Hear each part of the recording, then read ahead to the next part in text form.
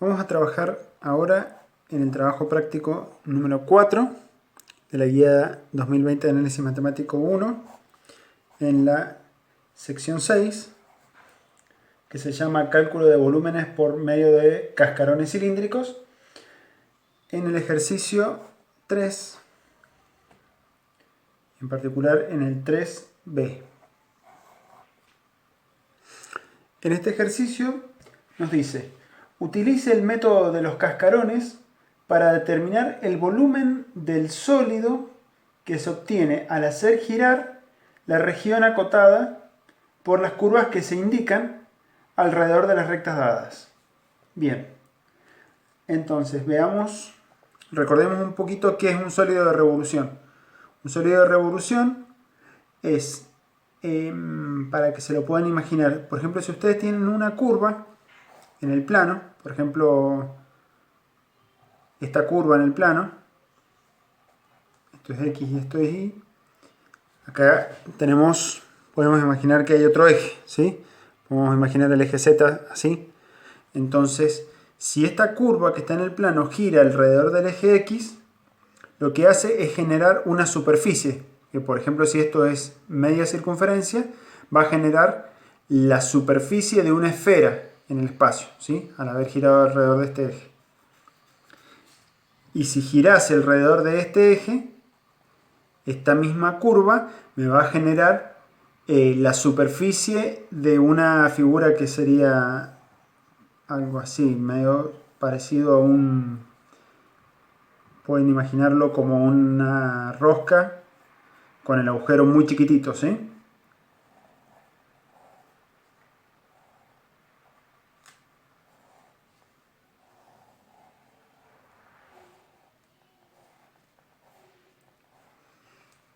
Eso sucedería si hacemos girar esta curva alrededor del eje Y. ¿Sí? El eje Y estaría acá. O sea, de un lado se vería así, de arriba se vería así y de abajo se vería de la misma manera. ¿Sí?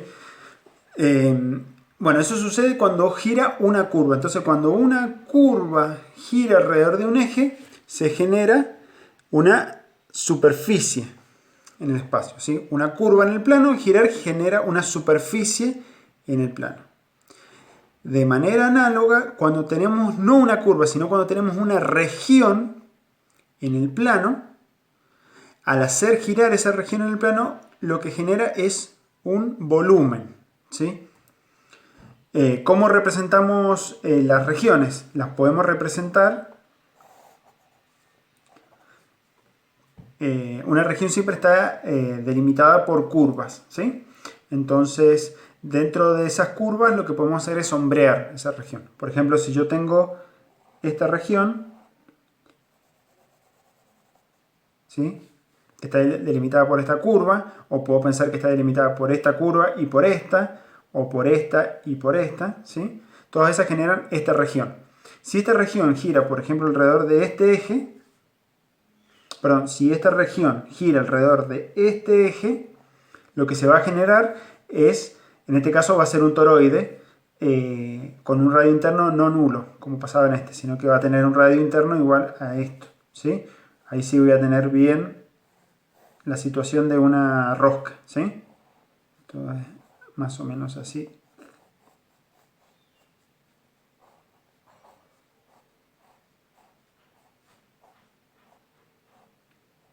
Donde este radio sería esta distancia y este radio sería la distancia de acá hasta acá. ¿Sí? Entonces, cuando hago girar una región, tengo un volumen. Entonces, lo primero que hay que tener en claro es cuál es la región que se está haciendo girar.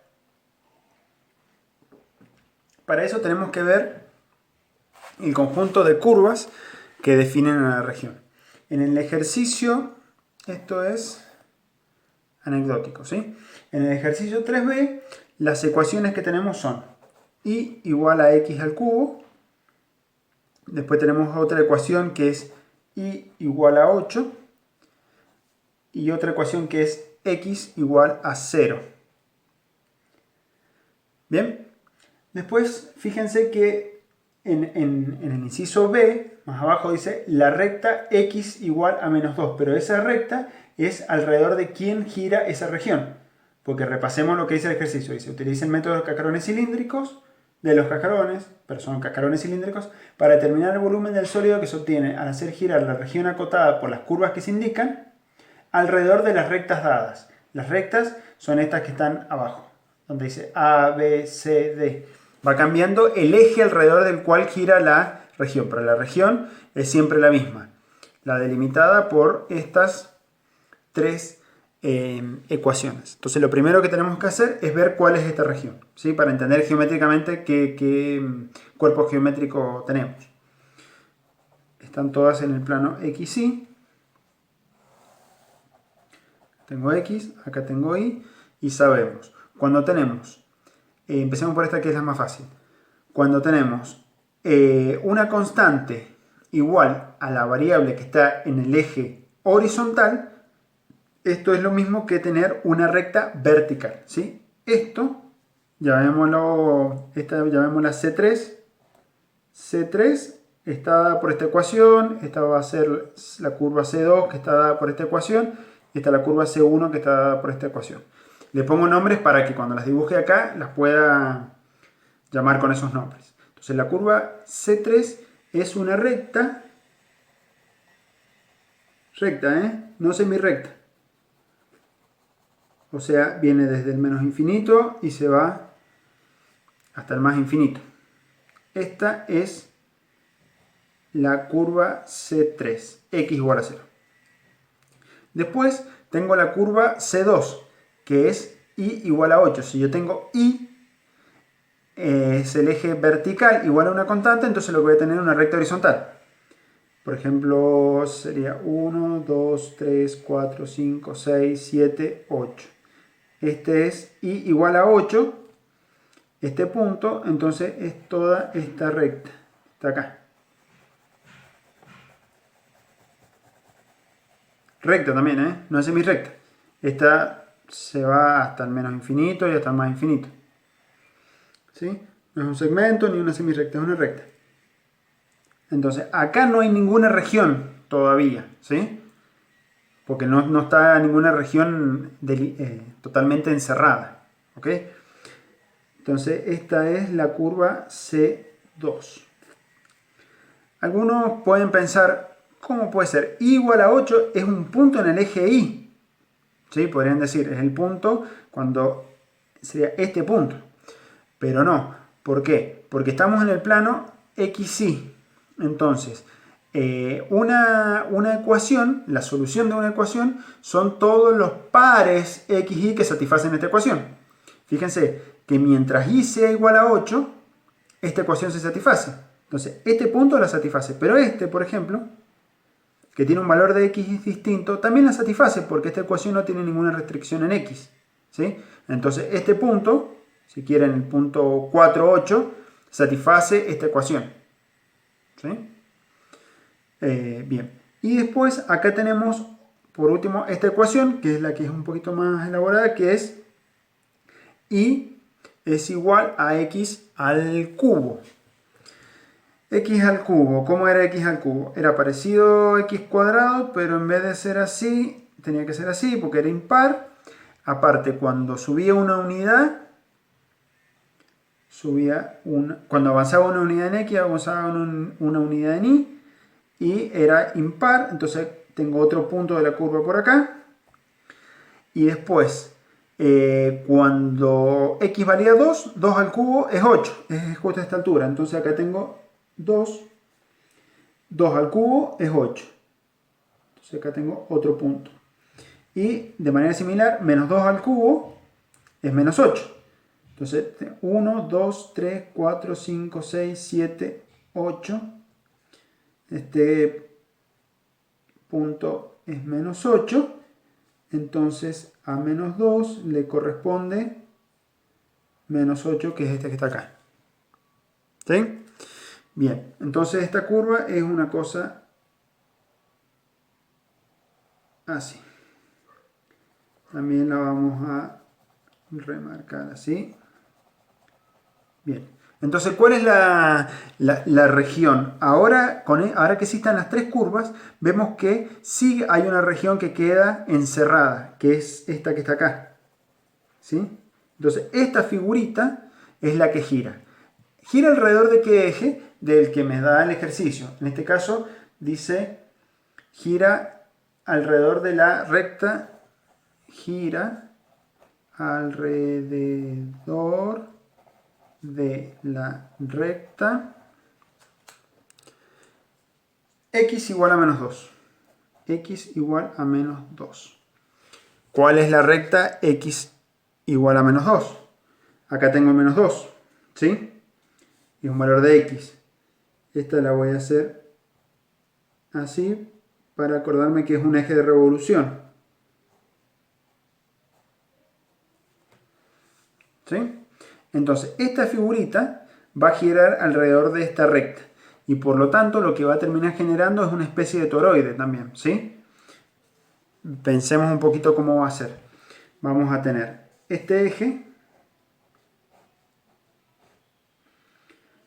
Y voy a tener, este es un radio y este es otro radio. Entonces voy a tener acá un radio, otro radio. Voy a tener esta figurita que no llega hasta el eje, sino que termina antes con esta recta. ¿Sí? Acá la estoy repitiendo, la región. Y esta gira alrededor de este eje. Bueno. Tiene que ser, la revolución es simétrica alrededor del eje de revolución. Entonces, esta distancia se tiene que repetir más o menos acá. Y la revolución la tengo así. Esta figurita va a ir dando vuelta. Acá la veo por adelante, acá la veo por atrás.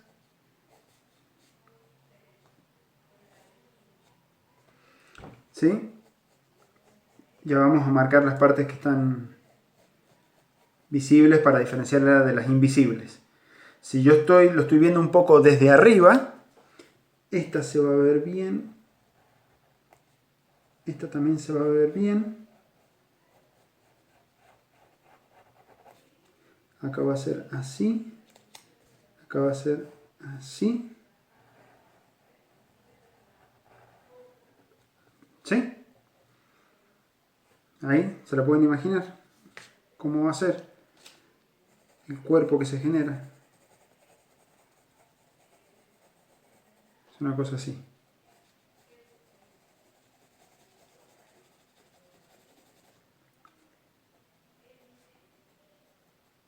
Es una figura como si fuese un caño que lo han torneado y le han dado este perfil, ¿sí? Como el que tiene acá. Pero por dentro es un cilindro perfecto, ¿sí? Bueno, eso como para tener una idea bien clara de a qué cuerpo geométrico le estamos calculando el volumen. Este cuerpo geométrico es uno donde se vuelve muy útil utilizar el método de los cascarones cilíndricos porque es un sólido de revolución y yo puedo ir pensando en que puedo integrar cilindros de distinta altura, ¿sí? Y de espesor infinitesimal, los puedo integrar a lo largo de este eje que va a ser el eje radio para nosotros. Y cuando sume los volúmenes de todos esos cilindros, que fíjense que van a tener todos un espesor muy chiquito, una altura que al principio es esta, pero después se va haciendo cada vez más pequeña, hasta que al final estoy sumando un cilindro que tiene una altura casi nula, ¿sí? Cuando sume todos esos cilindros voy a recuperar este cuerpo. Para que, como regla mnemotécnica, puede parecer un poco soez, pero como regla mnemotécnica puede servirles, siempre piensen que el método de las secciones transversales es como el salame, ¿sí? Yo voy cortando las rodajas de salame y si quiero saber el volumen del salame, es la suma de los volúmenes de cada una de las rodajas de salame. Y el método de los cascarones cilíndricos es como el rollo de papel higiénico. Si yo quiero tener el volumen del papel que hay en el rollo de papel higiénico, tengo que sumar el volumen de cada una de las vueltas de ese papel, ¿sí? En el rollo. el que vamos a usar ahora es el de cascarones cilíndricos, ¿sí? Entonces imagínense que esto es como un rollo de papel higiénico que lo han tallado, por decirlo de alguna manera. Bueno, ¿cómo vamos a calcular el volumen? Sumando el volumen de cada una de las vueltas de papel. Una cosa que me faltó acotar acá es que esta es la curva C1, ¿sí? Esta es la curva C1, esta es la curva C3, esta es la curva C2 y esta es la región que genera, que generan esas tres curvas, y si esa región gira alrededor de este eje, se genera este sólido de revolución, ¿sí? Que tiene un volumen que vamos a poder calcular. Antes de seguir con el ejercicio en sí, vamos a hacer una demostración muy liviana, digamos, una demostración no rigurosa del método de los cascarones cilíndricos, solo como una forma mnemotécnica de recordar cuál es la fórmula con la cual se calcula el volumen, usando ese método. Muy bien, entonces vamos a hacer a modo mnemotécnico una demostración informal del método de los cascarones cilíndricos. Empezamos con el plano XY y vamos a suponer que tenemos un sólido de revolución generado por una región, puede tener una forma cualquiera, esta por ejemplo, que se revoluciona alrededor de un eje que es vertical. Pero en este caso vamos a suponer que no coincide con el eje Y. Es vertical pero no coincidente con el eje Y, sino que es una recta x igual a un determinado valor, por ejemplo x sub 0, donde x sub 0 va a ser una constante. Cuando esta región se revolucione alrededor de este eje, va a generar un sólido de revolución, que va a ser una especie de toroide en este caso, pero lo que yo quiero que vean es de que dentro de esta región se pueden ir encontrando segmentos, por ejemplo este, que tienen una determinada altura, ¿sí? La altura acá le vamos a llamar delta I, que va a depender del valor de x donde lo tomemos, ¿sí? Para cada valor de x dentro de esta región vamos a poder encontrar segmentos que tienen distinta altura. Entonces son delta I que dependen de x, ¿sí? Y cada uno de esos segmentos, cuando se revolucionen alrededor de este eje, van a generar cilindros, ¿sí? Son superficies en el espacio que van a tener esta forma, la forma de un cilindro, ¿sí? Ese cilindro va a tener un radio, llamémosle R ahora, y una altura, un R que va a depender de X, y una altura, delta I, que también va a depender de X. ¿Quién es el radio? En el caso de que el eje de revolución coincida con el eje Y, el radio es directamente el valor de X. Pero si el eje está desplazado, el radio es siempre, en general, la distancia entre el eje del cilindro y el borde del cilindro. El borde del cilindro es la posición de este segmento. Entonces, R de X es esta distancia. Bien, entonces, ¿quién es R de X?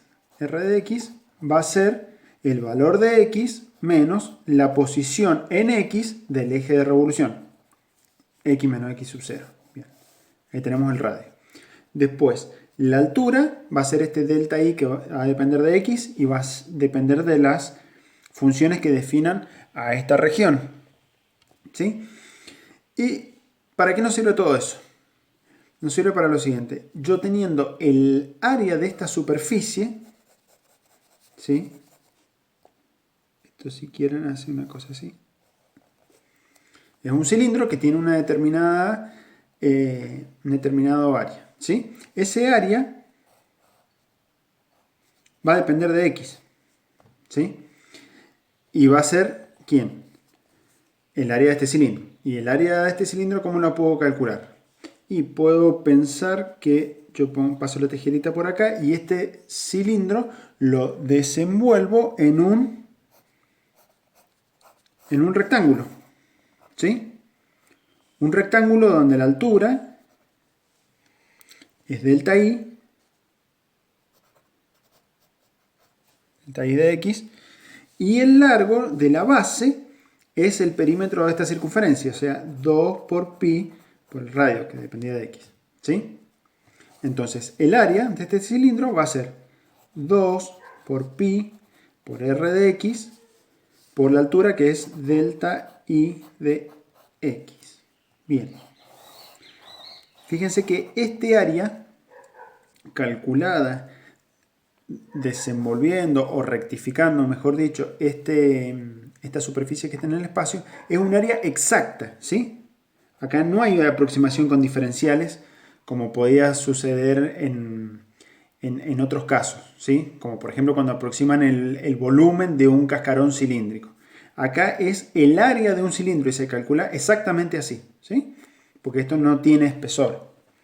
Bien, tengo el área de cada uno de los cilindros que generan cada uno de estos segmentos, ¿sí? Ahora, acá yo planteo un segmento genérico, pero hay varios segmentos. Empezando desde un X inicial, voy a tener un segmento que acá en este caso es muy chiquitito, de altura, y hasta un X final, ¿sí? Que en este ejemplo también se ve chiquito, pero podría ser distinto, ¿sí? Por ejemplo, si la región fuese así, el último segmento, el que corresponde a X sub F, tendría una altura que sería esta, de acá hasta acá. Bien, ¿qué hacemos con esas áreas? Cada una de esas áreas van a contribuir al volumen, ¿sí?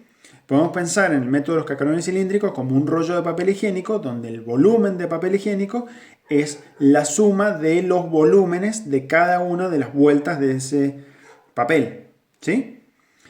Ahora, el volumen de cada una de las vueltas de ese papel, ¿con qué está relacionado? Con el área de papel. Por ejemplo, las primeras vueltas tienen un radio más pequeño, entonces tienen un perímetro más pequeño y por lo tanto un área más pequeña y por lo tanto aportan un volumen más pequeño. Pero las últimas vueltas, como tienen un radio más grande,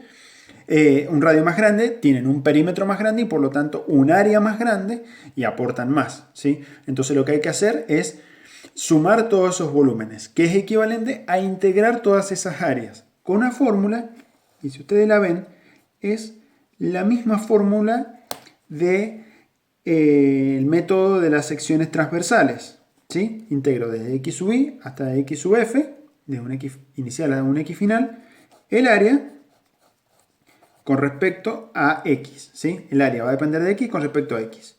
Y el volumen se calcula así. Fíjense que esta fórmula es exactamente igual que la de las secciones transversales, pero geométricamente tiene una interpretación distinta, ¿sí?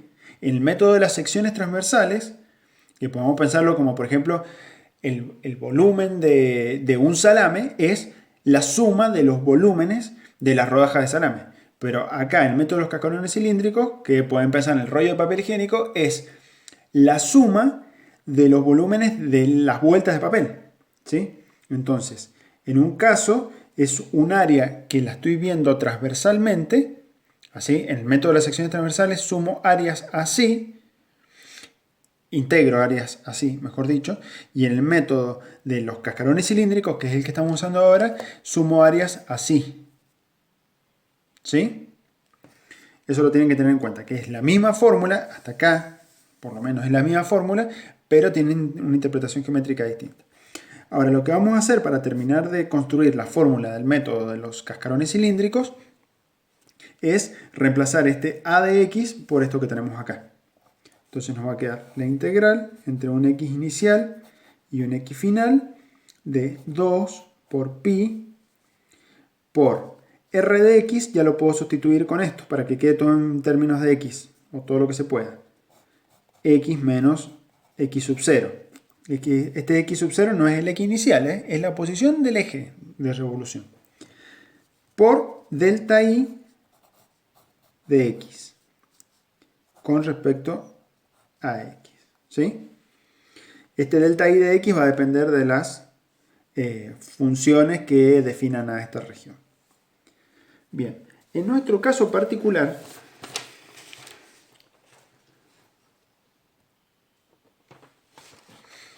tenemos esta situación. A ver si se ve bien. Ahí está. Denme permiso para poner esto acá para que no se mueva. Bien, entonces vamos a identificar quién es delta I de X en esta situación. Cada uno de los segmentos son segmentos que van desde la parte más baja a la parte más alta de esta región, ¿sí? Entonces, delta I de X va a ser el I más alto, que acá está dado por la altura de esta recta, ¿sí? Esta recta, que era la curva C2, es I igual a 8. Entonces sería 8. Y como todo incremento se hace como el valor final menos el valor inicial. El valor final es esta altura, 8.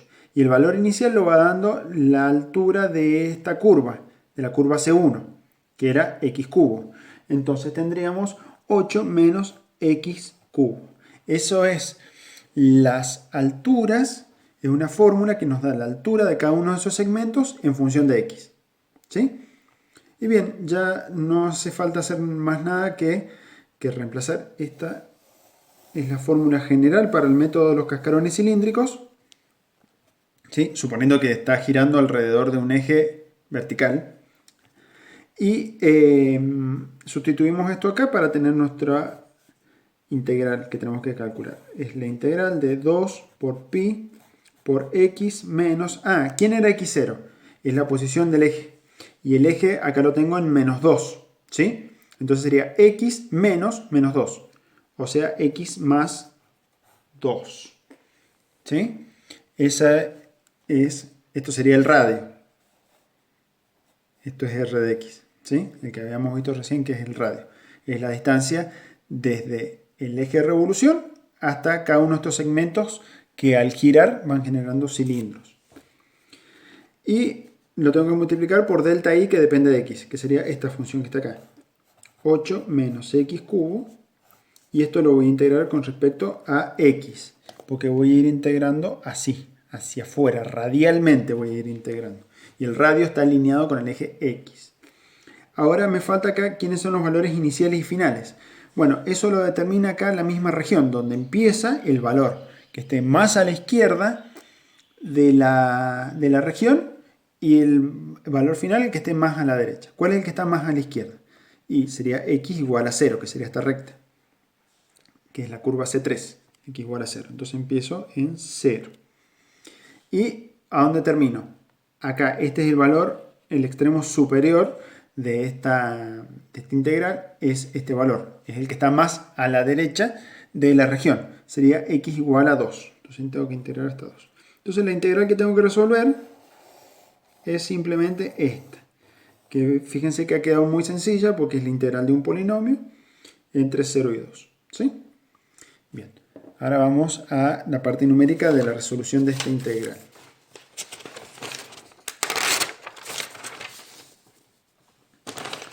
Repasemos. Tengo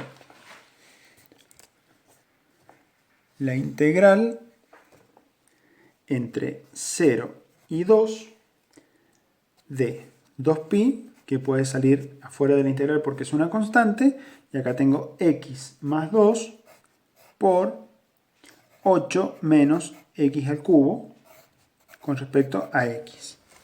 ¿Sí? Bien. Sabemos que la integral de un producto en general es complicada, pero la integral de una suma es fácil. Entonces, como esto es un polinomio, me conviene escribirlo a este polinomio como suma. ¿Eso cómo se hace? Usando la propiedad distributiva. ¿Sí? Entonces tendríamos 2 por pi por la integral entre 0 y 2, no hay ningún cambio de variable, o sea que eso se mantiene, y ese producto me da x por 8, tenemos 8x, x por x cubo es x a la cuarta, entonces menos x a la cuarta, más 2 por 8 es 16, y 2 por x cubo es 2x cubo, por menos, menos, 2x cubo. Bien, y eso lo vamos a integrar con respecto a x. ¿Sí? Y esta integral, la primitiva de este polinomio es fácil porque es la regla de sumar 1 al exponente y dividir por ese exponente sumándole 1. Entonces voy a tener 2 por pi por, lo voy a poner entre corchetes, la primitiva de esta función, que sería 8x cuadrado sobre 2 menos x a la 5 sobre 5 más 16x menos 2 por x a la cuarta sobre 4. Y eso lo tengo que hacer variar entre estos extremos. Entonces acá pongo esta barra larga y le pongo 0 y acá le pongo 2. Tengo que variar entre 0 y 2. Y fíjense que cuando calculé la primitiva de esta función no le agregué una constante c porque estamos resolviendo una integral definida, ¿sí? Si quieren la pueden poner más c. Total, cuando hagan la evaluación acá y acá, me va a quedar c menos c, 0, y no les va a aportar nada. Bien, entonces, quiero que vean una cosa. Acá, esto es una primitiva, ¿no? Vamos a llamar f grande, en b menos una f grande en a. ¿Sí? Este término es 0. ¿Por qué? Porque es un polinomio donde aparece la variable en todos sus términos y la variable vale 0. ¿Sí? Entonces f de a va a ser f de 0 y en este caso particular va a ser 0. O sea, eso no va a existir. O sea que evaluar esto es directamente evaluarlo en 2. ¿Sí? Entonces voy a tener 2 por pi por... Acá tengo 8 dividido 2 es 4 por 2 al cuadrado. Menos 2 a la 5 es 32. ¿Sí? 2 por 2, 4, por 2, 8, por 2, 16, por 2, 32. Sobre 5. Más 16 por 2 es 32. Y esto me queda 2 dividido 4 es un medio. Y x a la cuarta es 16. O sea que es 16. Dividido 2 es 8. Entonces hay que sacar toda esta cuenta y multiplicarla por 2pi. ¿Sí? Sería 2pi por todo esto. Ya la cuenta la saqué recién en la calculadora y me da 211,1 y otros decimales más que no los voy a escribir. Perdón, esto no es un número irracional. Sí, sí lo es porque acá aparece pi.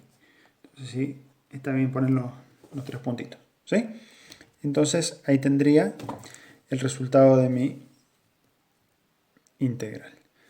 Discúlpame que recién no se vio esto. ¿Sí? Lo único que quise decir es que este término no va a estar. Es 0.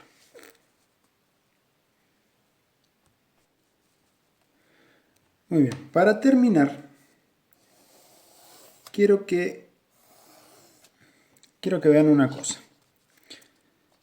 En la práctica, cuando a un ingeniero le toca resolver un ejercicio como este, por ejemplo, bien, encontró el volumen de este cuerpo, ¿sí? Que tenía una forma más o menos así.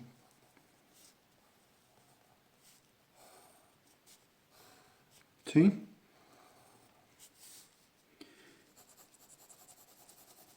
Encontró el volumen de este cuerpo con este método y le dio 211,1 litros, metros cúbicos, no sé, la unidad que tenga que tener en unidades de volumen. El tema es de que el ingeniero se puede haber equivocado, ¿sí? Acá se le puede haber faltado sumar 1 en alguno de estos exponentes, por ejemplo, o meter mano al dedo en la calculadora y les salieron las cuentas mal, y puede que el error, como acá tengo exponentes grandes, puede que el error sea muy grande, ¿sí? Un pequeño error analítico repercuta mucho en el error numérico. Y quizás el resultado no era 211,1, quizás era 211 trillones, o 0,21, o no sé, o 34, ¿sí? Es muy difícil así, sin hacer más nada, saber si este resultado está muy mal, ¿sí? Que puede ser muy grave, ¿sí? Los ingenieros, yo siempre se los digo un poco a modo de chiste, pero es bastante serio, los ingenieros tienen miedo de equivocarse, ¿sí? O sea, a los ingenieros no les gusta que se caigan los aviones, que se le hundan los barcos, que colapsen los submarinos, ¿sí? Que se caigan los edificios, que se caigan los puentes. Entonces tienen que estar muy seguros de las cuentas que están haciendo. ¿Y cómo tienen seguridad que las cuentas están bien? Y haciendo verificaciones simples, ¿sí? Si acá el resultado real era 100 o 300, bueno, no es tan grave, pero si el resultado real era órdenes de magnitud más grandes o más chicos, puedo causar un desastre importante, ¿sí? Entonces, ¿cómo veo si no estoy cometiendo ese tipo de error tan grande? Hago un cálculo de volumen simplificado, ¿sí? Yo, este cuerpo que tengo acá, tengo las dimensiones más importantes. Sé que esta altura es 8, sé que este radio interno es 2 y que este radio externo es 4, ¿sí? Entonces, una cosa que podría hacer para ver si estoy más o menos en el orden, ¿sí? No es un reemplazo de este ejercicio, sino una verificación, es decir, bueno, esto es más o menos un cubo, ¿sí? Un cubo de 8 por, esto tiene 4, acá tengo otros 4, entonces sería 8 por 8 por 8, ¿sí? Y esto me va a dar una cuenta, un resultado que es bastante más grande que el resultado real. Pero más o menos puedo saber si estoy en el orden, ¿sí? Otra verificación un poco más precisa es suponer que esto es más o menos equivalente a un cilindro, ¿sí? Un cilindro que tiene, perdón, un cascarón cilíndrico que tiene altura 8, radio interno 2, radio externo 4, ¿sí? Entonces acá podría aplicar la fórmula del volumen de un cilindro para el cilindro exterior y después restárselo al volumen del cilindro interior, ¿sí? Pero quizás ni me acuerdo cuál es la fórmula del volumen del cilindro. Aparte también es una cuenta más complicada y complicada entre comillas, no es tan complicada. Pero humanamente me puedo equivocar. Entonces, ¿cómo lo puedo simplificar? Bueno, puedo decir, este cilindro es más o menos delgado, por lo tanto puedo hacer una aproximación con diferenciales implícitamente, que consiste en rectificar este cascarón cilíndrico y por lo tanto se convierte en un prisma. ¿Sí? Yo corto esto por acá con la tijerita, lo abro y me queda un prisma. ¿Que tiene qué dimensiones? Primero tenemos que elegir un radio para esto. Podría elegir 2, podría elegir 4 o alguno intermedio, ¿sí? Yo sé que si elijo 4 voy a tener un error por exceso, si elijo 2 voy a tener un error por defecto. Entonces puedo elegir, por ejemplo, 3, ¿sí? Entonces, si el radio es 3, el perímetro de esto va a ser 2 por pi por el radio, que sería 3, ¿sí? Ahí tengo esta dimensión. Después, el espesor lo tengo bastante claro, es 4 menos 2, ¿sí? Entonces, este espesor es 2. Y me falta esta dimensión que está acá. Esta dimensión que está acá es la altura de esto. Ya lo tengo, es 8. Entonces, esta cuenta, que es el volumen de esto, lo puedo calcular bastante fácil. Inclusive puedo decir 2 por pi es más o menos 6. Entonces tendría 6 por 3, 18 por 2 por 8. 18 por 16. ¿Sí? Y esa cuenta es, tengo 18 por 16. Es 6 por 8, 48. 6 por 1, 6.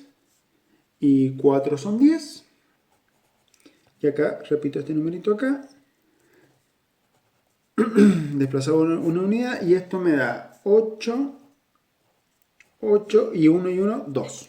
¿Sí? Me da 288. Fíjense que el valor real era 211. Y ahí ya puedo tener una seguridad de que estoy más o menos en el orden, ¿sí? Este fue un resultado bastante más preciso que el que sacaría haciendo 64 por 8, ¿sí? Voy a tener una diferencia todavía más grande. Pero este está bastante cercano a este. Entonces yo me quedo tranquilo de que no he cometido ningún error grave, ¿sí? Entonces, bueno, les recomiendo fuertemente hacer este tipo de verificaciones en los exámenes, siempre que tengan tiempo, porque van a entregar más tranquilos de que han hecho las cosas bien. Y después en la práctica profesional es absolutamente necesario hacer siempre pruebas simples para ver si no están cometiendo errores graves. Bueno, eso es todo.